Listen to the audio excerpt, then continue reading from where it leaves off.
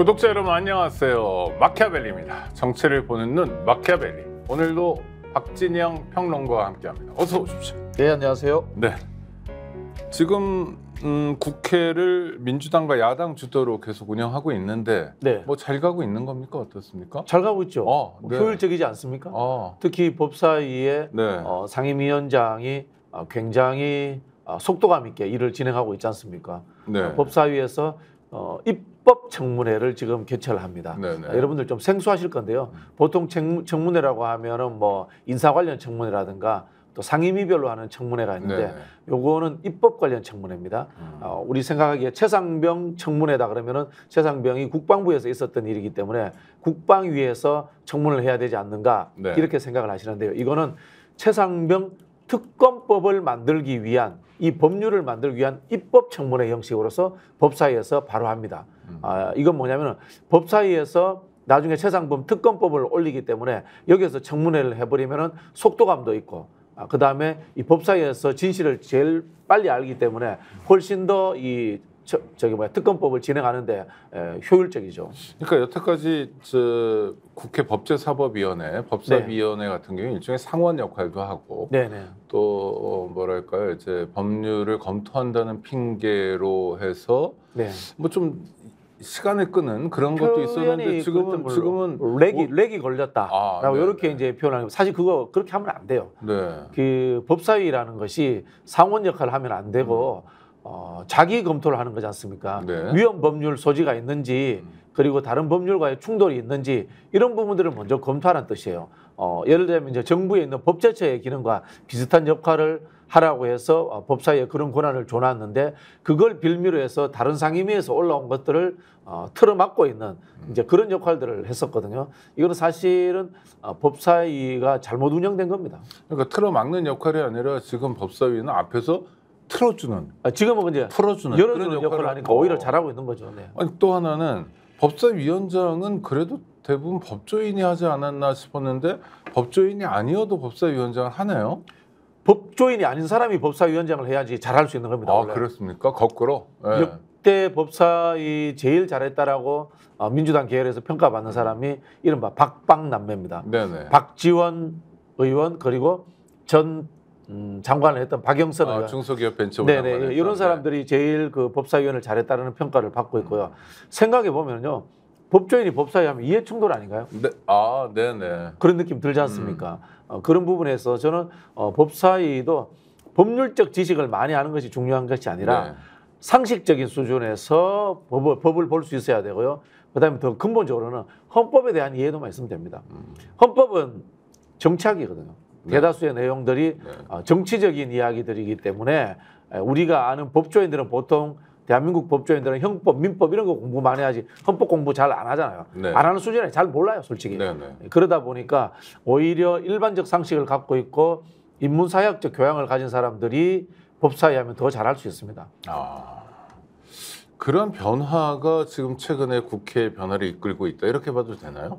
그러니까 오히려 변호사나 검사 또는 판사 출신이 아닌 사람이 다양한 정치 경력을 가진 사람이 법사위원장을 하니까 이렇게 법사위가 이전과 다른 역할을 해내기도 한다 이렇게 보면 되나요? 저는 뭐 그렇게 생각합니다. 물론 뭐 법조 지식이 있으면 좋지요. 그러나 이제 오랫동안 법조에 근무한 분들은 법이라는 것들이 사회 현상이 보편화되고 난 이후에 그것을 뒷받침하기 위해서 따라가는 성격이 있지 않습니까? 법의 구성 자체가 보수적인 겁니다. 근데 이 국회의 영역이라는 것은 행정부하고 달리 좀 더 앞서가면서 상상력을 발휘해서 정치의 미래를 끌고 가야 되는 측면이 존재하거든요. 그런 부분에서 법조인을 과도하게 오래 했던 분들보다는 법에 대한 이해도가 있는 금방 제가 말씀드린 것처럼 상상력이 풍부한 인문사회학적 지식이 있는 사람이 주도하는 것이 오히려 나을 수 있습니다. 그러면 그걸 일반화할 수도 있겠네요. 그러니까 법을 만드는 새로운 상상력을 가져야 되는 사람들이기 때문에 법조인이 너무 많아서 오로지 잣구에만 묶이거나 하면 국회가 제 기능을 잘 못할 수도 있다 이렇게 봐도 되겠네요. 그거는요. 국회에 자문기구가 있잖아요. 자문기구가 있고 정부에도 법제처 있고요. 거기다 시키면 됩니다. 그렇죠. 제가 자주 하는 말씀 중에 뭐 정책 전문가가 정당에 들어와야 된다 이런 이야기 하거든요. 시키면 됩니다. 전문위원한테. 네, 네, 네. 정책 전문가한테 시키면 됩니다. 교수들한테 용역 주면 됩니다. 정치는 사실은 국민의 삶 속에서의 대의되는 것들을 잘 본인이 풀어헤칠 수 있는 그런 리더십을 갖춘 사람들, 통합하고 조정하는 사람들, 이런 능력이 있는 사람들이 하는 거죠. 전문가의 영역이라고만은 볼 수 없다라고 저는 그렇게 생각합니다. 그리고 또 중요한 게 이를테면 민중의 삶에 그렇죠. 대해서 공감할 수 있는 공감 능력을 가진 사람. 당연하죠. 네. 그게 정치죠. 국민의 눈물을 닦아줄 수 있는 사람, 국민의 미래를 밝혀줄 수 있는 사람이 정치하는 거지. 입법을 잘하는 사람이 정치한다. 이거는 잘못된 생각이고요. 그래서 저는 입법부라고 이야기하지 않습니다. 입법부라는 말이 헌법 어디에도 없습니다. 국회입니다. 대의기관입니다. 입법은 국회가 가지는 기능 중에 하나입니다. 권한의 분립에 의해서 그 권한을 가지고 있을 뿐이지 입법부라고 할 필요는 없다고 생각합니다. 네. 그래서 하여튼 국회가 지금 그래도 잘 가는 거다. 새로운 모습을 보여주고 있다. 그거는 뭐 좀 더 기대할 만한 모습도 있나요? 그러면 뭐 국정조사도 좀 들어가게 되고 네네. 청문회도 다양하게 진행하고 네네. 그래서 기사거리가 국회에서 마구 쏟아져 나오는 흔히 말하는 일하는 국회. 저는 이번 국회가 한번 새로운 모범이 됐으면 좋겠어요. 네네. 앞으로는 국회 다수당이 상임위를 다수파를 장악하면은 모든 것을 책임지고 운영하는 방식으로 한번 가봤으면 좋겠어요. 네. 이게 순수 대통령제 형식에 저는 맞다고 봅니다. 국회는 늘 행정부를 비판하고 감시하고 때로는 물어뜯기 위해서 존재하는 겁니다. 행정부와 협치하기 위해서 존재하는 게 아니에요. 잘못된 생각입니다. 협치는 나중에 문제입니다. 협치를 하는 주체는 행정부가 협치하자고 해야 되는 겁니다. 국회는 협치하는 곳이 아니에요. 국회는 비판하고 감시하고 물어뜯는 곳입니다. 그런 부분에서 저는 이런 방식이 한번 정착되었으면 좋겠어요. 그러면 여당은 언제까지 지금 국회 밖에서 구경만 할까요? 몸이 다를 것 같은데요? 제가 보기에는 뭐 윤석열 대통령의 명령이 있기 전까지는 계속 저러고 있겠죠. 그래도 저 원내대표가 뭐 제안도 했대잖아요. 그러니까 네네. 법사위와 운영위원회 1년만 하고 돌려주시면. 제가 거기 코미디 같은 이야기를 네네. 들었습니다. 여당 의원들도 캐비넷이 두려워서 법사위에 자기들이 주요한 역할을 하고 싶다. 이런 이야기가 있답니다. 민주당 모 국회의원한테 들었습니다. 제가. 네. 그 얘기 뭐예요? 그러니까 빨리 국회가 정상화돼서 자기들도 참여하고 싶다 이 얘기입니까? 그렇죠. 법사위에 들어와 있어야 되고 간사를 한다거나 상임위원장을 해야지 지금 이 정부의 검찰의 이 흉포한 이 칼날 앞에 본인들이 안전해 줄 수 있다. 이런 생각하는 의원들도 있답니다. 여당 의원에게도 방탄이 필요하다 이런 그렇죠. 거네요. 네네. 좀 서글프네요. 서글픈 현실이기도 하고요. 본질적인 문제로 제가 요즘 이제 순수 대통령제에 좀 꽂혀 있는데요. 네. 이 대통령이 여당을 관리하는 형태에서 좀 완벽하게 벗어났으면 좋겠어요. 그리고 또 표현하자면은 늘 국회는 여소야대였으면 좋겠어요. 네. 그게 민주당 정권일지라도 그게 저는 국민의 대의를 행정부와 균형을 맞추면서 발현시키는데 좀 더 유리한 제도가 아닌가 이런 생각이 들고요. 그런 상황에서 협치할 능력이 없으면은 대통령 안 돼야 된다고 봐요.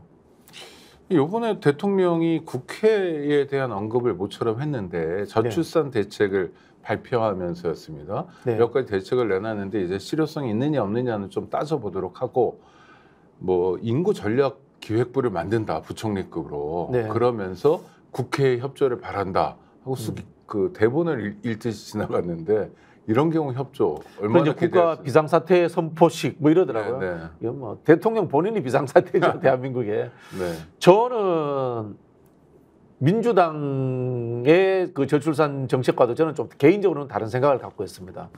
저는 저출산 정책이 별로 필요 없다고 생각하는 사람이기 때문에 현재 살고 있는 사람이 행복해지면은 저절로 출산율이 높아지지 않을까. 살만해지면? 네, 그렇죠. 그런 생각을 우선적으로 가져야 되고요. 미래를 생각해서 현재를 저는 희생할 필요는 없다고 생각합니다. 저는 현재에 살고 있지 미래에 살고 있지 않습니다. 모든 사람은 현재적 행복을 누려야 될 권리를 우선적으로 갖고 있다 이렇게 생각을 합니다. 저출산 대책도 소득이나 재산이 좀 있는 사람들 위주로 그 구성이 돼가지고 지금 사실 먹고 살만한 사람들은 애들을 좀 낳거든요. 많이 낳죠. 부잣집들은. 근데 가난한 집이 못 낳는 건데. 그렇죠. 이거 좀 기울어진 건데 이런 기울어진 게 이게 디테일에서도 잘 구현이 되는 것 같아요. 뭐 부자 감세만 있는 게 아니라. 지금 우리나라에도요 저출산 예산이 벌써 한 50조 가까이 투자가 네네. 됐습니다. 근데 저출산 극복을 못했잖아요. 그게 왜냐면요 아주 참 수준 낮은 당근책 정도로 아기를 낳으면 뭐 얼마 주겠다, 뭘 또 교복을 해주겠다, 뭘 해주겠다 이런 수준으로 저는 접근해서는 안 된다고 봐야 됩니다. 사회 전체가 애를 낳아도 되는 사회로 바뀌어야 된다고 생각합니다. 첫 번째는 일자리 문제입니다. 두 번째는 보육, 교육의 문제. 그 전에 주거도 중요하고. 그렇죠. 주거의 문제. 그리고 이제 노동의 문제. 네네. 모든 것들을 복합적으로 저는 사고해야 된다는 생각이 들고요. 그래서 이 근대 국가는 인구가 많으면 강성하잖아요. 네. 왜? 전쟁도 해야 되고 노동력도 필요하고 하는 이런 시대의 사고를 저는 벗어던져야 돼요. 포스트 모던하게 접근해야 된다고. 국가의 문제가 아니라 개인의 행복의 문제로서 접근해서 태어나는 어린이들이 행복할 수 있다는 확신이 들어서 저는 애를 낳는 사회로 가야지 국가를 위해서 노동력을 제공하기 위해서 국방력을 제공하기 위해서 경제 규모를 위해서 애를 많이 낳아야 된다는 이런 진짜 비인간적인 사고를 통해 가지고 저출산 정책을 극복하겠다라고 한다면 저는 제 스스로 애를 안 낳겠다라고 저는 선언하고 싶어요. 그래서 지금 윤석열 정부의 이 저출산 극복 정책은 출발 자체가 국민 개개인을 도구로 보는 정말 잘못된 사고에서 비롯됐다라고 저는 비판합니다. 20세기 초에 뭐 독일 같은 나라 그렇죠. 들의 모습, 네네. 전쟁을 준비하고 막 생산량이 커지고 네네. 영국과도 한번 겨뤄볼 만해라고 할 때 독일 같은 모습을 우리가 보여주고 있다. 지금 솔직히 대한민국 법조인들이 옛날 그 시대에 독일법 공부한 사람들 아닙니까? 네네. 똑같은 수준의 사람들이에요. 일제강점기 거치면서 일본을 통해서 한국에 이식되고 했던 그 사고들을 속에서 못 벗어나는 사람들인 거죠. 네네. 베를린이 도쿄 갔다가 서울에까지 온 거죠. 그렇죠. 네네. 알겠습니다. 포스트 모던이라는 단어에서 언뜻 떠오르는 게 국민 권익입니다. 정말 상상력 하나 뛰어난 것 같은데. 거기는 네. 포스트 모던을 넘어서 가지고 파괴적입니다. 그 왜 나서 가지고 김건희 이슈를 오히려 더 키우는지 전략적 마인드가 전혀 없다 이렇게 생각이 드네요. 일단 부인이 받은 명품백은 문제가 없다. 왜냐하면 외국인이 줬으니까 뭐 이렇게 해가지고 그냥 넘어가 버린 거잖아요. 네. 근데 안 넘어가네요. 질문들이 쇄도하고 있다면서요. 안 넘어가지죠. 저는 이제 권익위 위원장이라는 분이 네. 과잉해서 충성하려다가 오히려 이 물그릇을 엎었다. 이런 생각이 듭니다. 사실 이게 고소고발에 의해 가지고 검찰과 경찰도 수사를 하고 있지 않습니까? 그렇다면은 그쪽에서 유권해석 요청이 들어오기 전까지 권익위가 이거 이야기 안 해도 돼요. 네. 안 해도 되는데 본인들 입장에서는 아마 윤석열 대통령에게 잘 보이고 싶었겠죠. 잘 보이고 싶어서 나름 이 검찰과 경찰의 수사에 가이드라인 제시하듯이 그렇게 이 청탁금지법에 적용이 되지 않는다라고 결론을 내림으로 해서 긁어 부스럼이 됐죠. 오히려 사회적 이슈가 됐고 그 이후에 조국혁신당에서 다시 김건희 씨를 고발 조치를 또 했습니다. 명품백 문제로 고발 조치를 했고요. 지금 국회도 이게 상임위가 제가 알기로 정무위로 알고 있는데 네. 정무위에서 국정조사 하겠답니다. 이런 식으로 흘러가면은 권익위는 정무위 나와가지고 정말 속된 표현으로 엄청나게 깨질 겁니다. 대통령과 대통령 부인에게 잘 보이기 위해서 대통령 부인을 벼랑 끝으로 몰고 가는 거 같나요? 맞습니다. 네. 아니 그리고 조롱도 당하는 게 권익위도 네. 어떤 분이 댓글로 그 질문을 했다며요. 300만 원어치 엿을 보내주는 그거 완전 엿먹으라는 엿먹으란 소리죠. 네. 근데 또 정부 기관이니까 답변을 했다면서요. 거기에 대해서. 뭐, 엿을 보내도 되는가요? 아니 안 되는데 된다고. 그러니까 직무 연관성이 없으면 뭐 어쩌서 궁색한 답을 한 거죠. 네. 권익위 정신 차려야 될 것 같은 또 하나 중요한 거는요.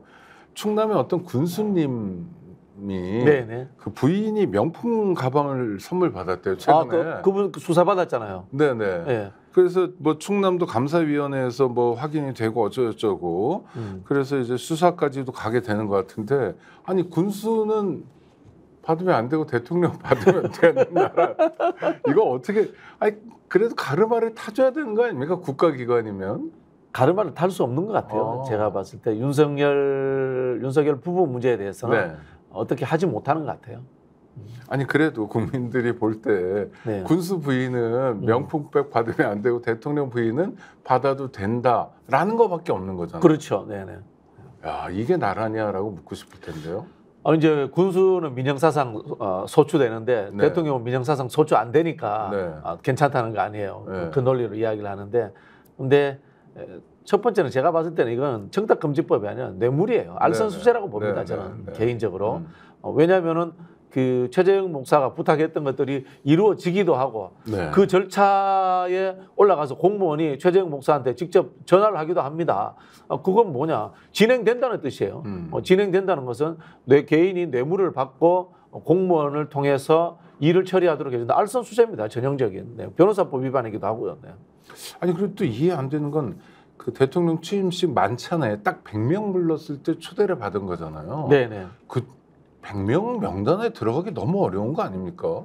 이를테면 현역 의원들도 못 들어가요. 못 들어갔죠. 네. 그것부터가 일단은 청탁이 먹힌 거죠. 네. 네. 아니 그러니까 그러면 굉장히 논리적으로 자연스러운 흐름 속에 있는데요. 최 목사와 김건희 씨와의 관계가. 그런데도 못 본 척한다. 남들은 다 아는데도요. 아마 이런 것 같아요. 제가 보기에는 최순실 씨가 대통령 연설문에 손댔기 때문에 사인의 국정 개입으로서 국정농단이잖아요. 네네. 지금 김건희 씨도 지금 인사 문제라든가 다양한 정책 진행 과정에서 입을 대고 있지 않습니까? 이것도 사인에 의한 국정 개입이 될 수 있습니다. 디올백 받은 것은 단순히 청탁금지법이라든가 뇌물일 수 있지만은 그 받고 난 이후에 국정에 개입해서 의견을 내고 어떤 관철을 시켰잖아요. 그런 지금 흔적들이 나오고 있지 않습니까? 그래서 저는 이런 부분들이 국정농단으로 비화될 가능성도 있다라고 저는 짐작을 합니다. 네, 알겠습니다.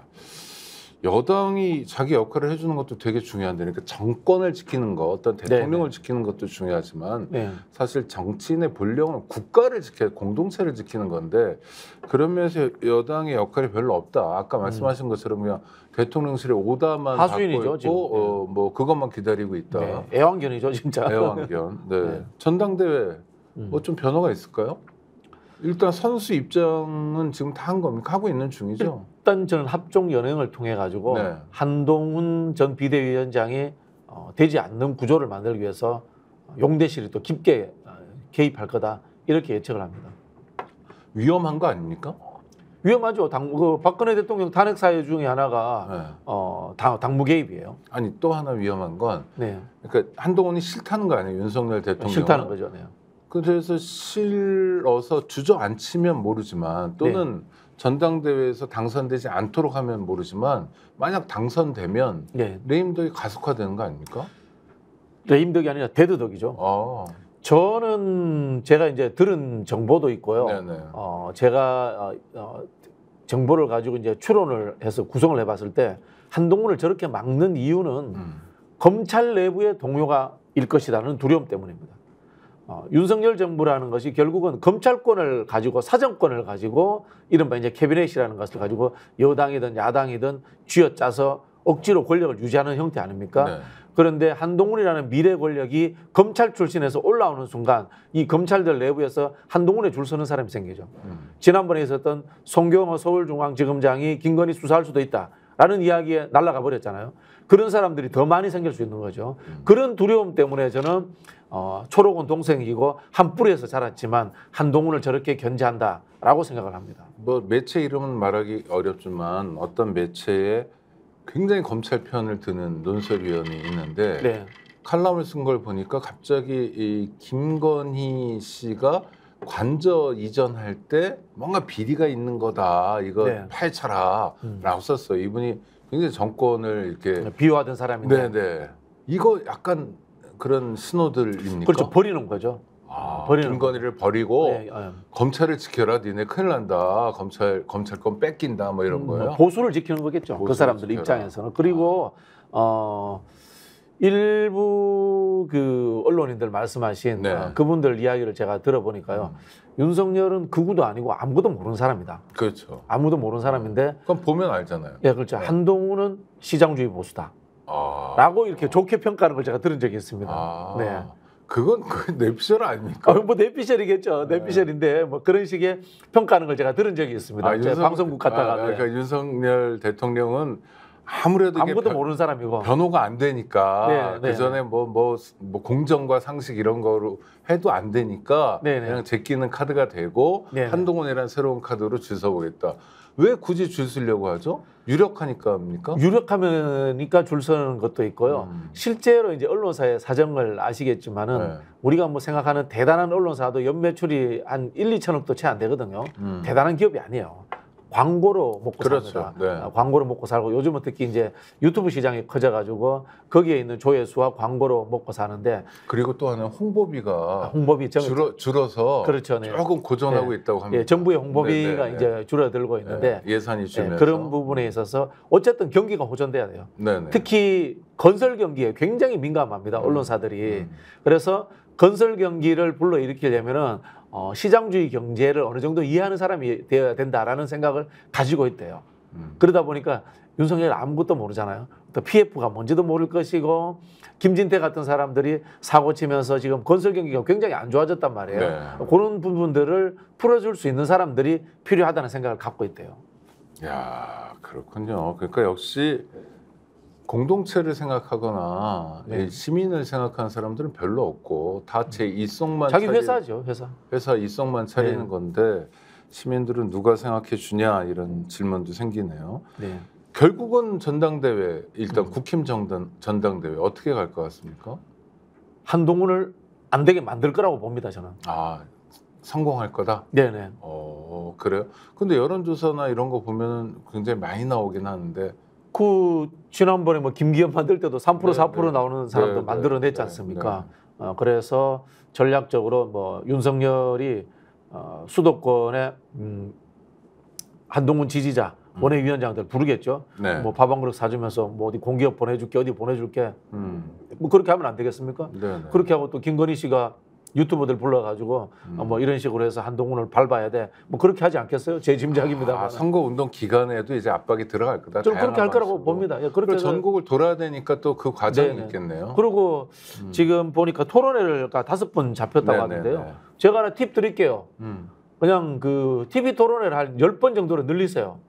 그러면 한동훈이 그 나경원이나 원희룡한테 잽이 안 될 거 아닙니까? 그렇죠. 그러면 이제 지지율 뚝뚝 떨어지겠죠.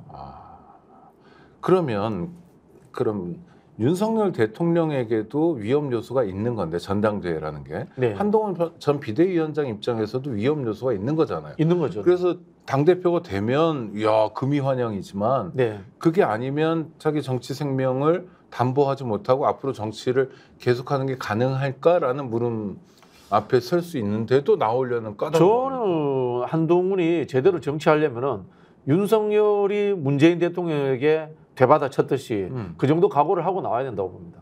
그렇지 않으면은 한동훈은 성공하기 어려울 거라고. 근데 지금 각오는 없고 대통령께 전화 드렸더니 잘해보라고 하더라가 답이잖아요. 그 당시에 뭐 윤석열도 뭐 전화 드리니까 문재인 대통령께서 사람을 보내서 열심히 하라고 격려했다. 식사까지 했다. 그리고 또 문재인 대통령 윤석열은 문재인 정부의 검찰총장입니다. 이렇게 립서비스 해주지 않습니까? 정치라는 게 그런 측면이 있는 거죠. 그러나 저는 권력의 속성은 잔인한 거다. 네. 그렇게 생각을 합니다. 지금 대다수의 민주당 계열의 이 정치평론 하시는 분들도 결국은 초록은 동생이기 때문에 같은 검찰 출신인 한동훈은 윤석열에게 머리를 숙일 것이다. 이렇게 이야기하는데 저는 절대 그렇게 보지 않습니다. 네. 권력의 속성은 그렇지 않습니다. 부부 간에도 권력은 나눌 수 없고요. 형제 간에도 나눌 수 없는 겁니다. 결국 그 김종인 비대위원장의 말처럼 한동훈은 별의 순간을 본 겁니다. 아마 속으로 이런 생각할 수 있겠죠. 나보다도 못한 윤석열이 대통령이 하는데 나는 왜 못해? 저는 그런 생각 할 거라고 봅니다. 훨씬 더 잘할 거다. 그렇죠. 내가 역사적인 대통령이 될 수 있다. 그렇죠. 네. 그런 생각 할 거라고 봅니다. 그런 생각하는 사람들을 보통 바보라고 하는데. 근데 네. 어떻게 보면은 한동훈 주위에는 윤석열 주위보다 훨씬 좋은 사람이 붙은 것 같아요. 그나마. 네. 뭐 예를 들면 그 누굽니까 김경률 씨. 네. 또 뭐 저는 별로 안 좋아합니다만은 진중권, 네. 함문경. 네. 이 윤석열 주위에 있었던 그 극단적인 사람들보다는 그나마 낫지 않을까요? 뭐가 난지 그것도 따져봐야. 아니 저는 개인적으로 다 아는 사람들이어서 네네네. 평가하긴 그런데. 네네. 그래도 따로 둘이만 만나면 괜찮은 사람들도 있었습니다. 아니 거기에 저기 정치 평론하는 사람이 있습니다. 안경 끼고 그분도 붙었고 SBS의 방송 진행하는 사람도 붙어 있고요. 네. 대충 다 합니다. 한동훈 쪽에 누가 붙어 있는지. 네. 알겠습니다. 윤석열 쪽에 있는 사람들보다 낫습니다. 아니 그러니까 저는 당장 뭔가를 틀어막는다고 해서 해결이 안 되는 게 네. 아까 김건희 씨 얘기도 숙명여대 총장이 바뀌었다면서요. 네, 네, 그런데 네. 이분이 논문 검증을 엄격하게 다시 하겠다. 네네네. 2년 끌었던 숙제를 자기가 해결하겠다라고 공약하고 총장이 됐다는 거예요. 아직 당선은 됐지만 이사의 승인은 안 났습니다. 근데 아니, 한번 근데 지켜봐야 됩니다. 교육부에서 또 무슨 짓을 할지 아니, 근데- 지켜봐야 됩니다. 근데 뭐 이제. 그거는 뭐 그냥 가는 절차라고 하니까 네네. 임기가 이제 2학기부터 시작된다니까 네네. 이런 게 이제 이를테면 덮는다고 덮어지는 게 아니라 이게 이제 레임덕 넘어서 데드덕으로 가는 거죠. 네네. 네. 그래서 국회 역할이 중요합니다. 국회가 마음속으로 저거 끌어내려야 돼. 아, 라는 생각에 대해서 컨센서스가 이루어져 있어야 됩니다. 겉으로 민주당이나 야당 지도부가 그 이야기를 하기는 쉽지 않을 겁니다. 물론 뭐 조국당 같은 경우는 이야기합니다만은 민주당 지도부가 윤석열 탄핵해야 돼, 개헌해야 돼 이야기하기는 꺼내기는 쉽지 않을 겁니다만은 그런 마음속에 결심을 갖고 있어야 됩니다. 그다음에 숙명여대가 만약 석사 논문이잖아요. 네. 이거 엉터리다, 이거 가짜다, 잘못됐다. 검증을 통해서. 그럼 박선은 자동으로 없어지는 겁니다. 그럼 국민대는 망신 아닙니까? 그렇죠. 아니 근데 국민대는 한편 생각해 보면은 네. 가만히 있어도 돼요. 왜? 왜냐하면 석사 논문이 없어지면 석사가 없어지기 때문에 사다리가 없어져서 박사는 네. 저절로 그냥 그게 없어지는 거겠지만 없어지는 거기 때문에 학교 명예는 완전히 실추되는 거죠. 숙명여대는 그래도 네네. 늦었지만 2년 네네. 만에 문제 제기를 통해서 스스로 검증을 해서 네네. 석사학위를 취소하는 네네. 결정을 내리니까 그래도 숙대가 역사가 있고 이렇게 박수를 받겠지만 국민대는 뭐 망신 아닐까요? 그렇네요. 네. 하여튼 왜 이런 일들이 참 한두 사람 때문에 계속 벌어지는지 모르겠고. 우리 민주당에도 윤건영 의원 네. 국민대 출신이거든요. 네네. 윤 의원 학교 한번 찾아가요. 네네. 국회로 다시 한번 돌아가겠습니다. 동행명령권 네네. 이런 거를 이번에는 좀 적절히 쓰겠다 이런 네네. 얘기도 합니다. 국회에서 좀 설명을 해주시죠. 동행명령권은요, 이 청문회에서 출석 요구를 합니다. 네, 증인. 또 증인이 있고 네. 참고인이 있습니다. 네네. 있는데 증인은 무조건 와야 됩니다. 네. 그 법률에 의해 가지고 국회에 있는 청문회법에 의해서 증인은 오지 않으면은 징역 또는 3천만 원 이상의 벌금을 맞게 되어 있습니다. 3천만 원 이하. 예, 네. 참고인 같은 경우에는 와도 되고 안 와도 되는데요. 네. 그런데 대부분의 참고인들은 오고 싶어 하는 사람들을 참고인으로 선택을 합니다. 그렇죠. 그렇기 때문에 다 옵니다. 근데 증인이 나오지 않았을 때는 이 동행 명령을 발동할 수 있다. 이렇게 되어 있습니다. 네. 근데 여기에 지금 조금 애매한 측면이 있는 게요. 보통 이제 인사청문회법을 우리가 이제 준용해서 이야기를 하는데 이거는 정책청문회거든요. 네.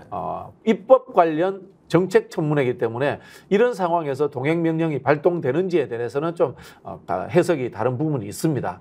다만 저는 여기에 대해서 정청래 상임위원장이 굉장히 정치적인 해석을 잘하고 있다고 봅니다. 쳐들어가면 됩니다. 네. 쳐들어가면 됩니다. 이 법률이 애매할 때는 정치적 행위로서 그 사람을 쳐들어가서 잡아오든지 못 잡아오더라도 그 행위만으로도 저는 국민들에게 충분히 공분을 살 수 있고 여론을 움직일 수 있다 이렇게 생각을 합니다. 국민과 함께 간다. 네네. 쳐들어간다. 그렇죠, 그렇죠. 어쩔 거냐 네가. 예. 과거에 네. 김성태 씨가 원내대표 할 때 김성태는 국민의힘 예. 그분이 그런 행동을 한 적도 있습니다. 네네. 예. 그러니까 정치는 역시 상상력의 산물이다. 네네. 상상하는 자가 정치를 제대로 정치의 본령에 가깝도록 만든다. 이렇게. 저도 우리 정청래 의원께서 이렇게 잘할 줄 몰랐습니다. 아니 본인의 역량도 있는 거고 정치라는 게 원래 팀워크이잖아요. 그렇죠, 그러니까 그렇죠. 의원실이나 네네. 뭐 법사위원장실이나 네. 이런 데 좋은 분들하고 또 좋은 아이디어를 채택하기도 하면서 성장해 나가는 거겠죠. 특히 제가 국회의원들에게 말씀드리고 싶은 게 법의 영역을 조금씩 넘어버려라. 금을 밟아버려라. 네네. 금을 넘어버려라는 말씀을 네. 드리고 싶어요. 왜? 국회는 법을 만들 수 있는 권한이 있는 곳이거든요. 그렇다는 이야기는 뭐냐면 현재 있는 법에 의해서 저촉될 필요 없다는 겁니다. 조금씩 이게 위법이 아니면은 넘어도 된다는 거예요. 그러니까 그 말씀을 드리고 싶어요. 예를 들어 탄핵제도만 하더라도 박근혜 전 대통령을 탄핵하면서 탄핵 트라우마가 있어요 이러고 주저앉아 있을 게 아니라 네. 검사들이 실제로 탄핵해보고 네네. 탄핵 소추가 인용되지 않더라도 앉아 있는 게 아니라 또 문제가 있는 검사들에서 탄핵 여부를 좀 살펴보기도 하고 해보기도 하고 네네네. 뭐 이러라는 거잖아요. 정치가 원래 그런 거지 않습니까? 정치가 헌법적 가치를 수호하면서 네. 이 형사법이라든가 민법의 영역을 살짝 넘어보고자 하는 그런 시도를 해야 되는 겁니다. 그게 새로운 것이 생기면은 법을 만드는 거 아닙니까? 네. 기존에 있던 것대로만 하면은 진보가 없어요. 진보가 없는 겁니다. 그렇죠. 맨날 똑같은 거 반복하는 문제는 겁니다. 새로운 문제가 계속 쏟아지는데 그렇죠. 세상이 그렇게 빨리 변하는데 대응은 똑같은 대응만. 네네네. 보수적인 법률적 대응만. 네네. 그럼 국가 기능이라는 건 굉장히 제한된 거네요. 협소해지는 거죠. 알겠습니다. 그래서 제가 네. 우리 사회책부터 바꿔야 된다고 생각하는데 네네. 법치주의를 저는 입헌주의로 바꿔야 된다는 이야기를 늘 합니다. 네.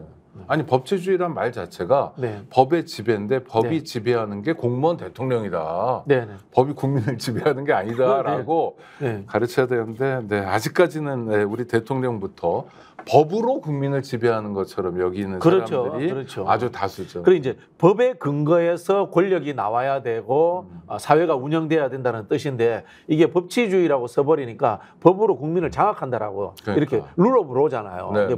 법을 통해서 지배한다라고 생각해 버리는 거야. 그걸 방위로 해서 그래서 제가 요거를 법치주의라는 표현을 쓰지 말고 네. 입헌주의로 바꾸자라는 네. 제안을 제가 요즘 드리고 있습니다. 좋습니다.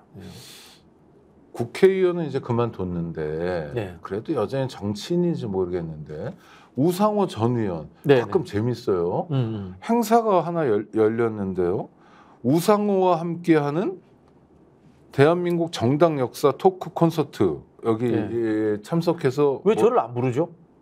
그렇습니까? 아니 그쪽 전공자가 저 아닙니까?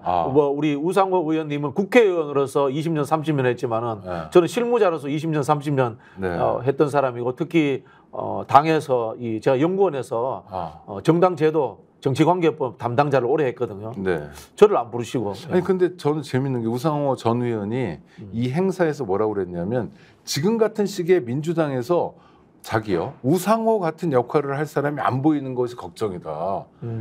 이런 얘기는 약간 이게 좀 상태가 안 좋을 때 하는 얘기인데 아니 하라고 하십시오. 의미 있습니다. 그러니까, 저는 의미 있습니다. 의미 있습니다. 아니 그게 아니라 그럼 직언하는 사람이 있다든지 이렇게 얘기하는 거하고 나 같은 사람이 없어서 걱정이다라는 건 결이 완전히 다르잖아요. 저는 그러니까 정당에 하나의 목소리만 있으면 안 된다. 그렇죠.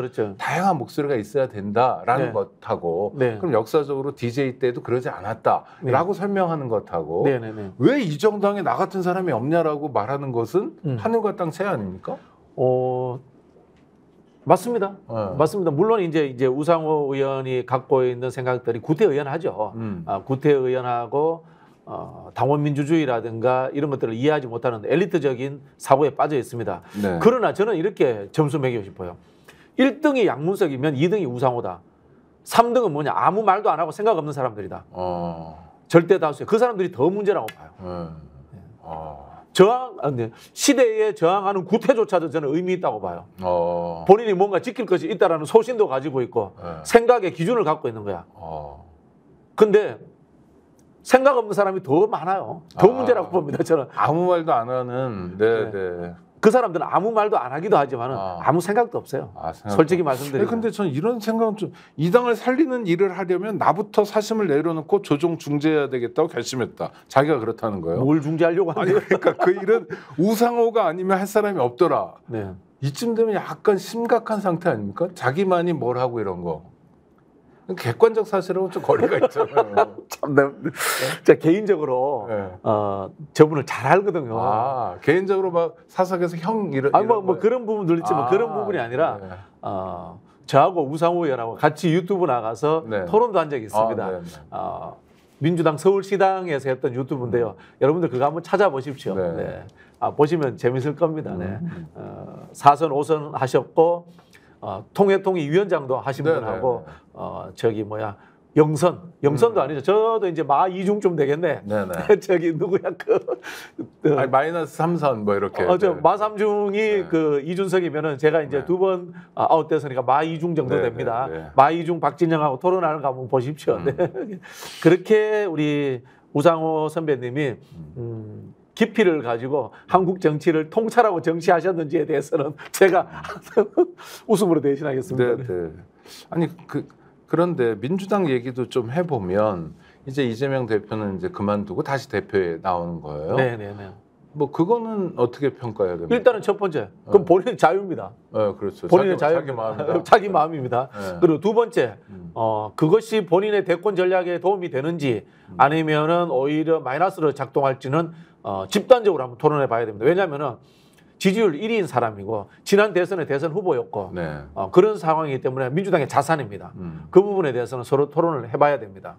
그리고 세 번째로는 만약에 당대표가 될 가능성이 높잖아요. 그런 부분에 있어서는 된다라는 가정하에서 리스크를 줄이고 이분이 가지고 있는 한계치를 극복하는 방향에 대해서 우리가 집단적으로 조언을 하고 프로그램을 만들어줘야 됩니다. 그 일반론이고 지금 상황에서는 네. 어떻게 하는 게 좋습니까? 대표를 뭐 기정사실이고 하는 거죠. 그러니까 네. 하겠다고 하는데 하지 말라고 하는 것은 첫 번째 의미가 없다는 겁니다. 왜냐하면 네. 본인의 자유의 문제이기 때문에 네. 한다라는 가정하에 저는 도와줘야 된다고 봅니다. 아니 그 한다는 거잖아요. 네네네. 한다는 거고 네네. 당선 가능성은 너무너무 높잖아요. 무조건 당선되겠죠. 그렇죠. 네. 이건 어떤 의미가 있는 겁니까? 그러니까 지금의 시간을 당대표로서 보내야 될 필요가 네. 있다는 걸 거 아니에요. 두 가지 측면이 있다고 보는데요. 첫 번째는 비상 상황, 탄핵, 개헌, 네. 그다음에 뭐 혁명의 상황도 있을 수 있고요. 그런 상황 또는 역으로 이 집권자들이 박근혜가 옛날에 계엄령 문건 받듯이 정치적 극단적 위기의 상황 이런 것에 대해서 야당 대표로서 지지율 1위인 야당 대표로서 정치적 상황을 책임져야 된다는 거 그걸 해야 된다고 봅니다.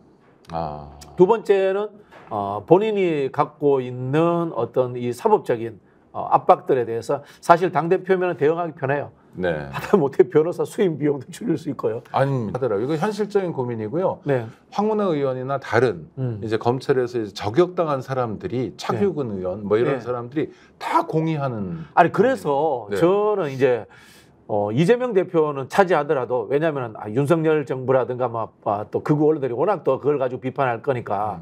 지금 그 검찰 독재에 의해서 고소고발 당해서 사법적인 비용 때문에 허덕이는 사람들이 너무 많아요. 이거 민주당과 특히 이제 조국당 정도에서 해결해 줘야 됩니다. 그러니까 당이 해결하는 방법은 없을 것 같고 저는 당원이든 하여튼 이런 사람들이 아니 해결할 수 예전에 해결해 줬어요. 예전에 어떻게 하냐면 그러니까 모금 운동 같은 거 있잖아요. 다른 트랙에서 그런 식으로 해야 되겠죠. 아니 당에 당비로요? 들어오려고 하는 변호사들이 많잖아요. 그 변호사들이 염가에 변호사를 해줘야 돼요, 사실은. 그거 해줘야 됩니다. 그래서 김앤장이 아닌 민앤조, 민주당 앤 조국당 이렇게 해서 그 사람들에 대해서 무료 변론도 해주고 이런 것들 해줘야 돼요, 진짜. 근데 이제 변호사들이요 선임해 보면 1,000만 원 주면 1,000만 원어치 일하고 1억 주면 1억 원어치 일하고. 정당 소속 변호사는 좀 다릅니다. 왜냐하면요 정치하고 싶어하는 사람들이잖아요. 그게 경력이 되고. 그게 선거는 4년 후라. 뭐. 아니 2년 후에 또 지방선거도 있지 않습니까? 사실 지금 민주당이나 조국혁신당이나 법조인 과잉이잖아요. 쓸데없이 법조인 많이 뽑아놨잖아요. 이럴 때라도 써먹어야죠. 저는 그 법조인들이 자기 보좌관을 한 명 정도씩 또 법조인으로 쓰는 거야. 그러면서 정당에 파견 보내가지고 지금 법률적으로 문제 있는 분들 힘들어하시는 분들 도와줘야 된다고요. 특히 이제 조국당 같은 경우는 비례잖아요. 전부 다 비례이기 때문에 지역구 없잖아요. 지역구 활동하는 숫자들 줄여가지고 보좌관 한 명씩 당에 파견해야 된다고 봅니다. 그렇게 하는 기본 A예요. 옛날에 다 그렇게 하세요. 국회의원 자기 잘나서 된 게 아니잖아요. 다 정당 몫으로 된 거지 않습니까? 그럼 당을 위해서 희생해야죠. 조국 혁신당에서 자기 잘나서 된 사람은 조국 의원. 맞습니다. 동의합니다. 맞습니다. 나머지는 아니죠. 잘났든 하여튼 뭐 상징이 된 거죠. 그렇죠. 어떤 자리에 그 순간에 있었다. 솔직히 민주당도 이름도 몰라요. 성도 모르는데 이재명 대표하고 민주당 공천 받아서 당선된 거 아닙니까? 제가 이름 모르는 의원들은 보좌진 하나씩 당으로 파견하세요. 그리고 그 보좌진 티오를 변호사 티오로 해서 당의 변호사들이 넘쳐나야 돼요. 지금 이제 그 검찰 독재 상황에서는 그런 방법을 찾아야 돼요. 그러네요. 그리고 또 하나는 이재명 대표가 이번에 또 대북 송금 때문에 기소가 됐는데 그게 정당하냐 그렇지 않냐를 떠나서 그런데 검찰이 이재명 대표를 수사하고 또 기소하는 게 이게 마지막이냐라고 하면 그렇지 않을 거다. 계속 꼬리에 꼬리를 물고 억지로 만들어낼 것 같아요. 그러니까요. 누가 봐도 황당무계한 일인데 이 대북 송금 문제도 결국은 이재명 기소를 위해서 이런 행태를 만들어낸 거 아닙니까? 그러니까 지금 재판을 4개 받고 있으면 5개 받아라, 6개 받아라, 7개 받아라, 네네. 뭐 셀 수 없이 받아라. 이게 검찰의 작전인 것 같아요. 그렇죠. 네. 그러면 이쪽 대응도 좀 비상하게 바로 법도 만들어야 됩니다. 공소권 남발로 인해 가지고 이 사람들이 피해 받을 때 검찰 과잉 공소한 검찰에 대해 가지고 어떤 벌칙을 줘야 돼요. 그게 탄핵제도죠. 아니 탄핵제도 밑에 저는 흐름이 있어야 돼요. 인사상 불이익이라든가 어떤 뭐 이 징계의 절차가 있어야 된다고 봅니다. 탄핵이라는 것이 너무 좀 심각하게 받아들이고 있기 때문에 그렇죠. 그 밑에 뭐 견책, 뭐 감봉 다양한 방법들이 있지 않습니까? 공무원들 징계하는 그거 적용시켜야 된다고 봐요. 그러니까 정치적 파면 말고도 디테일하게 불이익을 줄 수 있어야 된다. 사실 인사권을 가지고 있는 법무 검찰이 똘똘 뭉쳐서 자기들이 일탈하고 비행을 저지르고 또 이런 정치적 행위를 하는 검사들을 오히려 장려 키우고 있는 상황. 윤석열이 그 이야기 했잖아요. 저기 뭐야 무죄가 나오더라도 검찰이 기소하는 순간 패가 망신당한다. 그러니까. 그런 상황들을 벗어나게 해주려면은 거기에 대해서 제재를 가해야 된다고 생각하고요. 뿐만 아니라 제대로 된 검찰 개혁도 또 검찰청법 이거 바꿔야 돼요. 개정해야 돼요. 네, 추진해야 되겠네요. 그런저런 숙제가 우리들에게 주어져 있는 것 같고요.